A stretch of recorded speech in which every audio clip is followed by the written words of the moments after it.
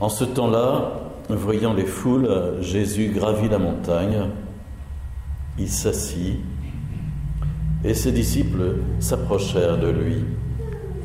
Alors, ouvrant la bouche, il les enseignait. Il disait : « Heureux les pauvres de cœur, car le royaume des cieux est à eux. Heureux ceux qui pleurent, car ils seront consolés. Heureux les doux, car ils recevront la terre en héritage. Heureux ceux qui ont faim et soif de la justice, car ils seront rassasiés. Heureux les miséricordieux, car ils obtiendront miséricorde. Heureux les cœurs purs, car ils verront Dieu. Heureux les artisans de paix, car ils seront appelés fils de Dieu. Heureux ceux qui sont persécutés pour la justice, car le royaume des cieux est à eux. Heureux êtes-vous si l'on vous insulte, si l'on vous persécute, et si l'on dit faussement toutes sortes de mal contre vous à cause de moi. Réjouissez-vous, soyez dans l'allégresse, car votre récompense est grande dans les cieux. J'avais en tête tout à l'heure une question qu'on pourrait poser à des enfants, par exemple, mais qui convient aussi très bien pour les adultes. Vous savez, ça fait partie des quiz ou des QCM, des questions qu'on peut poser en série pour voir si les gens ont une culture religieuse. Et la question est celle-ci: quel est le plus gros des péchés ? Il y a forcément des réponses, donc ce n'est pas un problème pour les donner. Mais la vraie réponse, elle est contenue dans la parole de Dieu aujourd'hui, à travers ces 3 passages de la Bible qu'on a entendus. Et elle est contenue par son opposé, si vous voulez, qui est l'humilité. Dans la première lecture, on a entendu ceci, Dieu qui disait par son prophète : « Cherchez le Seigneur, vous tous les humbles du pays. » Vous tous les humbles du pays qui accomplissez sa loi. Cherchez la justice, cherchez l'humilité. Je laisserai chez toi un peuple pauvre et petit. Il prendra pour abri le nom du Seigneur. Et donc la réponse est celle-ci: le plus gros des péchés, c'est l'orgueil. C'est l'orgueil. C'est l'orgueil qui fait que nous évacuons Dieu de notre vie et que nous prétendons nous gouverner nous-mêmes. C'est l'orgueil qui exprime que nous valons plus que les autres et donc que nous les écrasons. C'est l'orgueil qui se transforme en vanité, en vantardise, en amour-propre. On peut décliner ainsi un certain nombre de synonymes. Mais c'est cela le véritable péché, c'est-à-dire que le péché n'est pas d'abord un acte à connotation morale mauvaise. Le péché, c'est ce qui nous sépare de Dieu. Et l'orgueil qui nous fait nous gonfler, Jean de La Fontaine aurait dit comme la grenouille qui se veut plus grosse que le bœuf, l'orgueil qui nous fait nous gonfler nous sépare de Dieu et fait que nous ne cherchons plus la présence de Dieu. Nous ne cherchons plus son amour, nous n'écoutons plus sa parole, nous ne la laissons plus agir dans nos vies. Et c'est pourquoi le prophète Sophonie dit « Cherchez le Seigneur, vous les humbles ». Pour chercher Dieu, il faut être humble. L'orgueilleux ne cherche pas Dieu, il n'a pas besoin de Dieu.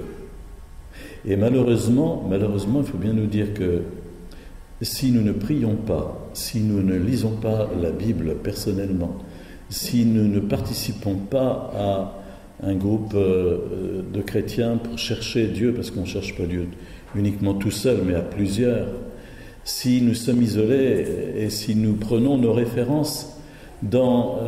où ça ? Voyons voir. Dans le journal que nous allons acheter au bureau de tabac tous les matins, dans le site internet que nous lisons, dans la radio que nous écoutons, Chérie FM, que sais-je, si c'est là que nous cherchons nos références, la lumière et ce qui peut nous nourrir intellectuellement, excusez-moi, mais c'est bien pauvre. C'est bien pauvre, parce que dans la parole de Dieu, on nous dit clairement aujourd'hui que les pensées de Dieu ne sont pas nos pensées. L'échelle de valeur de Dieu n'est pas la nôtre. Et par l'intermédiaire de l'apôtre Paul, le Seigneur nous dit ce matin, ce qu'il y a de fou dans le monde, voilà ce que Dieu a choisi. Ce qu'il y a de faible dans le monde, voilà ce que Dieu a choisi pour couvrir de confusion ce qui est fort. Ce qui est d'origine modeste, méprisé dans le monde, voilà ce que Dieu a choisi pour réduire à rien ce qui est. C'est-à-dire que l'échelle de valeur de Dieu est complètement à l'envers de l'échelle de valeur du monde, ou plutôt c'est l'inverse. L'échelle de valeur du monde prend à contre-pied celle de Dieu. Je ne sais pas si vous avez remarqué quelquefois que lorsque le Seigneur choisit des messagers, des personnes à qui il veut confier un message, ou la Vierge Marie par exemple à travers ses apparitions, choisit toujours quelqu'un de pauvre, sans culture, sans instruction.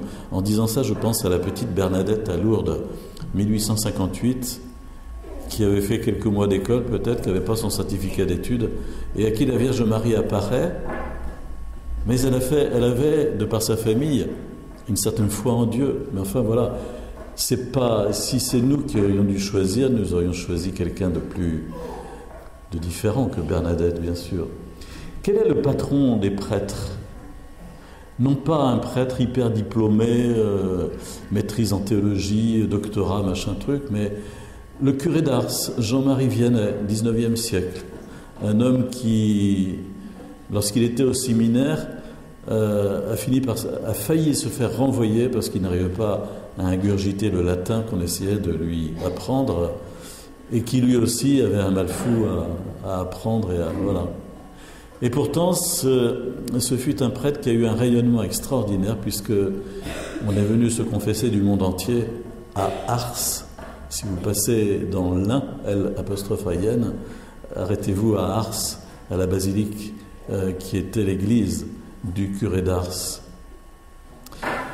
Prenez d'autres saints, prenez Lisieux, tiens, faisons un peu de géographie, si vous allez dans le Calvados, arrêtez-vous à Lisieux et voyez la petite Thérèse de l'Enfant Jésus, qui certes était issue d'une famille où il y avait de la culture, mais qui a donné un message hyper simple, qui est celui de l'enfance, être un enfant devant Dieu comme un tout petit.